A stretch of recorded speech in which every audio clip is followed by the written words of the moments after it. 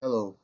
Um, so there's a lot going on ideologically, and there's a lot of things I want to talk about. So I'm going to just try and make one video at a time. I'm actually in a bit of overdrive. There's so many things I want to talk about, and this isn't always the case. That I'm finding there's a lot of video subjects, subject matters that I want to raise all at once. It's probably not very practical to sort of try and put them all in one video under one banner, so we'll make them separately. Um, Look out for some videos that I'm going to be making. One will be on Obama's legacy and my thoughts on that. Another I want to talk about the current situation for people who consider themselves to be in the political centre, or in the US context, moderates. I think that's a huge issue right now. And it's the basis for a lot of the things I actually want to discuss. But for this particular video, this is going to be more one of those videos where I am veering towards one side over the other because I'm always sort of self-aware that as a centrist, I I want to be open-minded in terms of both my sympathies towards both left and right, but also my scrutiny of both left and right. In other words, I don't self-censor. I say exactly what is on my mind. And I'll never be part in the sense of, oh, I can't say that in case people on this side might disapprove. So, say, just for the sake of argument, let's say I've made 3 videos in a row that are critical of the left. I'm not going to not make a video critical of the right just because it kind of interrupts that trend. Likewise, if I've made videos that are critical of the right, I'm not going to not make a video critical of the left. Well, you get my gist. Basically, I'm saying that I think both sides are fair game. Now, I've spoken before at some length about my disdain for political correctness, and I absolutely, maintain my position on that. It's um, it's quite obvious that political correctness is much more associated with the left, and to be fair, I think the left overall are probably more keen to, let's say, monitor wording of things. Um, Obviously, the hard right does that, like fascism does that. But if we're just talking left and right in general, I think the left is definitely more keen on guarding what words we use. But I actually believe there is such a concept as right wing political correctness. I'm going to try and touch on it a little bit as I interpret it. Other people might disagree with this interpretation, but this is how I see it. I think right wing political correctness. Well, firstly, let's just define political correctness. If we define it as sort of reorganizing language so it doesn't offend people, as being overly sensitive with the words, then that will cover a number of different things. Now, when I think of right wing political correctness, I tend to associate that, especially around subjects to do with nationalism or the military. The military is a big one, um, and certain other things that are considered that the right actually are quite reactionary to, and they tend to jump on, and they tend to basically act like the regressive left in these situations. Um, so I've just seen an interview, or a bit of an interview, with the concerning the war film Lone Survivor. I'm just saying this for a bit of context. Um, it's a recent war film set in Afghanistan. Now, it stars Mark Wahlberg. I haven't seen the film myself, so I can't comment about the actual details of the film. But suffice to say, it's a war film. Um, and as I understand it, it involves Navy SEALs.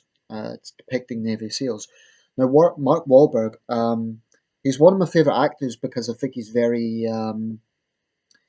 different from other actors. He's like he's down to earth. I think he doesn't give the impression that he's in this little celebrity bubble. A lot of actors give. I might make another video about that. But anyway, I like Mark Wahlberg and I like a lot of the things he's been in. But anyway, Wahlberg and a Navy SEAL whom the film is based on, I assume, like I say, I haven't seen the film, but I assume he is the real person to whom Wahlberg was playing. Anyway, this video was obviously posted by a right wing person, or at least, well, the video title was Navy SEAL and Mark Wahlberg intense interview with CNN reporter. Now, the interviewer was asking some slightly awkward questions about do the American people want to see a film like this, etc. But so the questions were a bit awkward, a bit provocative, but I don't think they were disrespectful.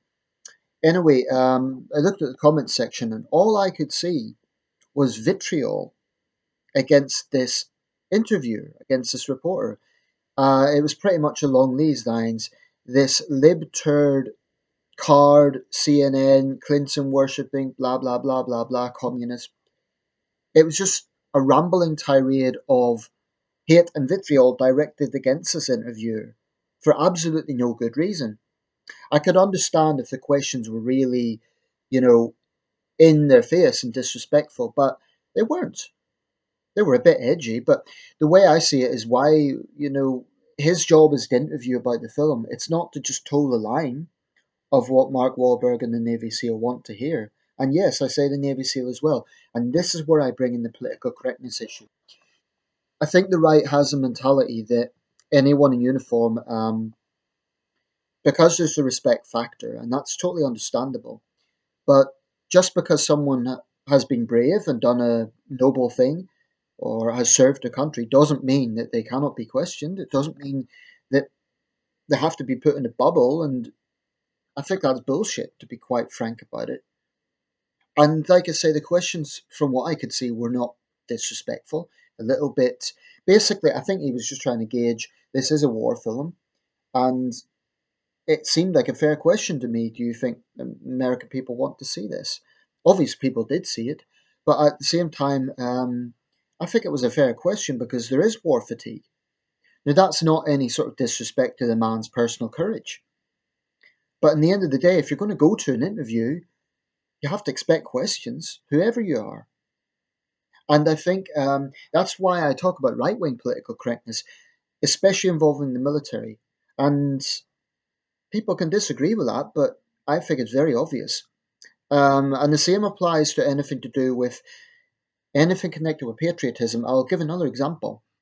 When Bush and Blair decided to invade Iraq in 2003, the the music band, the Dixie Chicks, and I have to admit, I don't know much about their music. I know them because of this incident. They famously publicly protested against the war. Now, the response from many right wingers was outright vitriol. Their CDs were smashed, their records were burned, they were called traitors. This was pure, nasty vitriol. Now, how is that any different from the way the regressive left are behaving towards Trump supporters right now?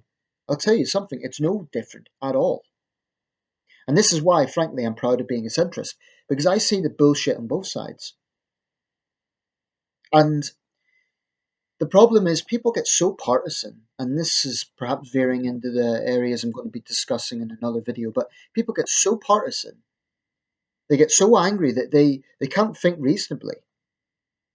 So when I talk about right-wing political correctness, I think when certain right-wingers and conservatives get ultra offended and ultra sensitive whenever someone who happens to wear the uniform is asked a question, it's not like the reporter was insulting the man, he was just asking questions.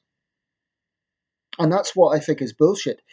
The response, not from the Navy SEAL himself, but from the comments, was just utterly hate filled.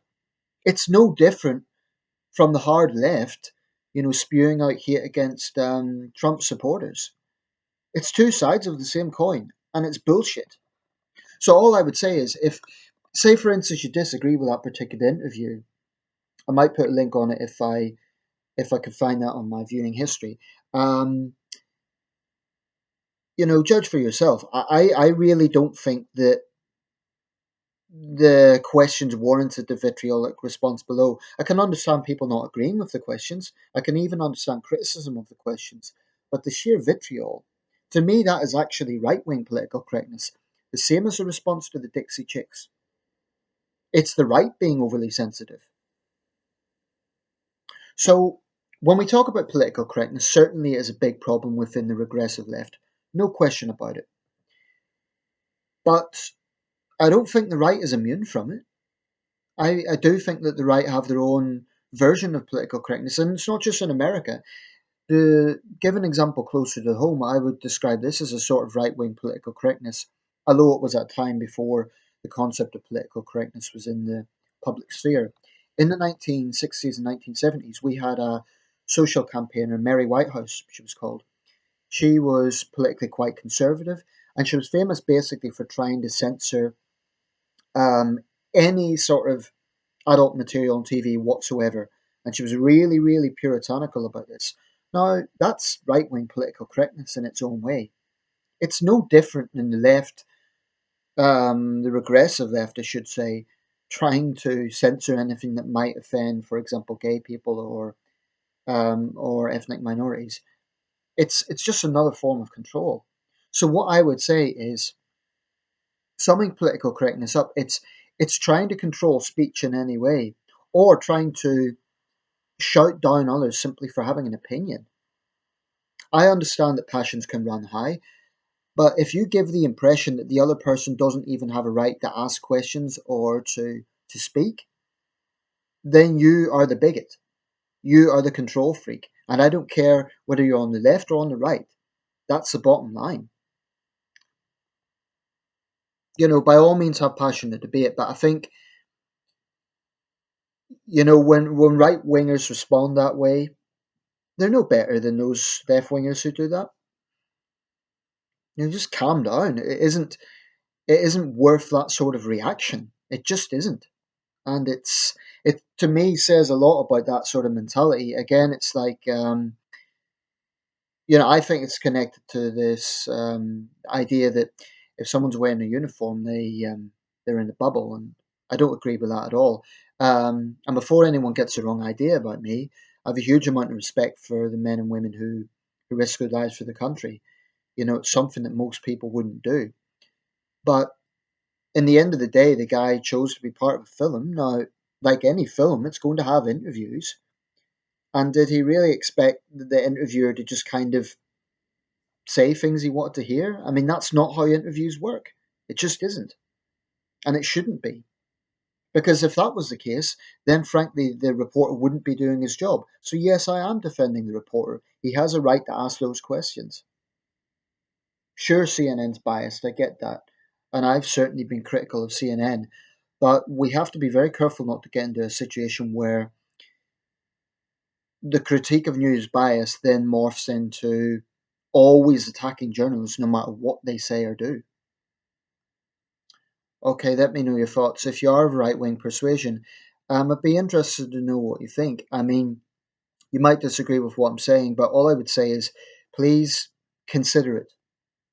Okay, I'm not saying for a second that people need to agree with me, but I just want people to consider that oversensitivity about words isn't just a province of the left. You do see it on the right as well. You do. Thanks for watching.